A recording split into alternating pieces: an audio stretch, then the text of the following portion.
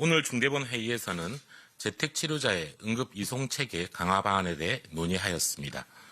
재택치료자의 응급 상황 발생 시 신속한 이송을 위해 이송체계를 강화하고자 합니다.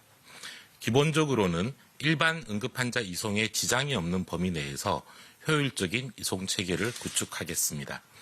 단순한 증상 발현인 경우에는 보건소나 민간의 구급차로 이송하고 호흡곤란이나 의식저하 등의 응급 상황이거나 혹은 중증도가 판단되지 않는 상황에서는 119 구급차로 이송합니다.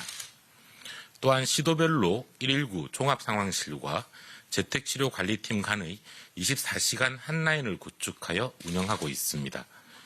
이를 통해 재택치료관리팀이 119 상황실에 환자 상태와 배정 병상 등 재택치료자의 정보를 공유하고 119 구급대원이 환자 상태에 맞는 응급처치를 실시하고 신속하게 이송하게 됩니다.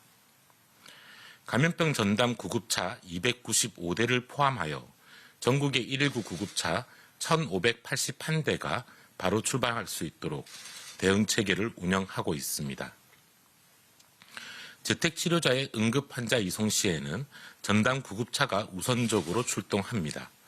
다만 전담 구급차가 없거나 아주 긴급한 응급상황이라고 판단되는 경우에는 신속한 이송을 위해 가장 가까운 거리에 있는 구급차가 출동하게 됩니다. 앞으로도 정부는 재택치료가 보다 활성화될 수 있도록 응급 이송을 비롯한 제도 전반에 대해 점검하고 개선해 나가겠습니다. 다음으로 의료대응 여력에 대해 말씀드리겠습니다. 오늘 기준으로 중환자 전담 치료 병상은 총 1,127병상 중 704병상 62.5%가 사용 중입니다. 수도권의 경우 76.7%가, 비수도권은 40.2%의 가동률을 보이고 있습니다. 감염병 전담병원은 60.6%가 사용 중입니다. 수도권은 75.9%, 비수도권은 47.4%의 가동률을 보이고 있습니다. 생활치료센터는 49.8%가 사용 중입니다. 다음으로 유흥시설과 유사한 일반 음식점을 대상으로 한 방역수칙의 적용 강화 조치에 대해 말씀드리겠습니다. 일부 춤추는 음식점이나 혹은 호스트바 등이 유흥시설과 유사하게 운영되고 있지만 일반 음식점에 해당되어 일부 지역에서는 영업시간 제한이나 방역 패스가 적용되지 않는다는 지적이 제기된 바 있습니다. 현재 방역 수칙상 음식점과 카페는 춤추기가 금지되어 있으며 이를 위반하는 경우 운영 중단이나 과태료 등의 벌칙이 부과됩니다. 만약 춤추는 목적의 음식점이라면 이는 유흥시설로 분류되어 관리되도록 규정하고 있습니다. 또한 호스트바라는 업종의 경우도 감섬주점이나 헌팅포차처럼 일반 음식점 업종이라 하더라도 유흥시설로 분류되어 관리되어야 합니다.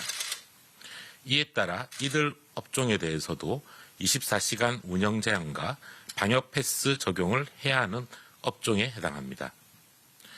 이러한 내용을 다시 지자체에 안내하고 적극적으로 점검하고 처벌할 것을 요청하였습니다.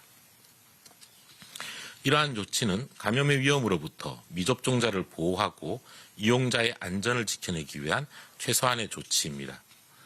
국민 여러분들과 사업주분들의 적극적인 방역수칙 준수와 협조를 부탁드립니다.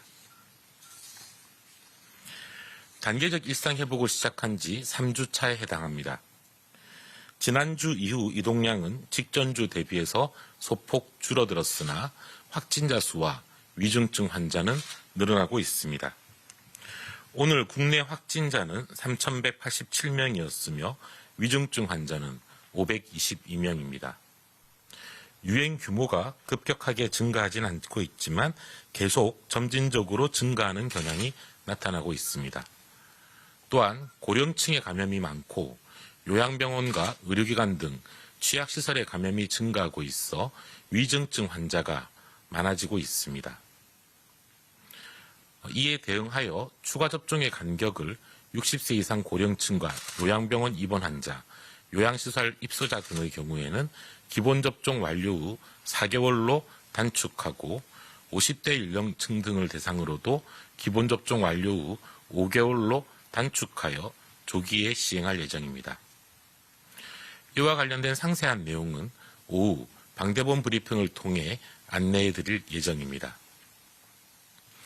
또한 요양병원과 요양시설, 의료기관 등 취약시설의 종사자들에 대한 PCR 검사를 강화하고 면회 금지 등 방역조치를 강화하고 있습니다. 60세 이상의 고령층 분들, 그리고 요양병원과 요양시설, 의료기관의 입소자나 종사자, 방문자들께서는 특히 감염 예방에 주의해 주시기 바라며 예방접종에도 적극 참여해 주시기를 부탁드립니다. 용어에 대해 몇 가지 당부를 부탁드리겠습니다. 단계적 일상 회복은 기존의 사회적 거리두기 등의 방역관리를 포기하는 것이 아니라 우리 의료대응 체계가 감당할 수 있는 범위 내에서 기존의 방역 조치를 점진적으로 완화하면서 안전하게 일상을 회복해가는 과정을 의미하고 있습니다. 그러나 현재 언론 등에서 널리 쓰이고 있는 위드 코로나라고 하는 용어는 방역을 급격하게 완화한다는 의미가 포함되어 있고 또한 외래어라는 문제가 있을 뿐 아니라 외국에서도 의미가 불분명한 문제도 함께 발생하고 있습니다. 따라서 가급적 단계적 일상회복 또는 일상회복이라는 우리말로 바꾸어서 용어를 사용해 주시기를 부탁드리겠습니다. 또한 추가 접종이라고 하는 용어도 현재 이른바 부스터샷이라고 하는 외래어가 널리 쓰이고 있으나 이런 외래어 사용을 좀 피하기 위해서는 추가 접종이라고 하는 우리말로 용어를 사용해 주실 것도 부탁드립니다. 단계적 일상회복 체계에서는 국민들의 자율적인 방역 실천이 더욱 중요합니다. 국민 여러분들께서 스스로 실내외 마스크 착용, 주기적 환기 등 일상 공간에서 방역 수칙을 철저히 지켜주시기를 부탁드립니다. 정부도 안전한 일상 회복으로의 이행을 위해 모든 총력을 다하겠습니다. 감사합니다. 네.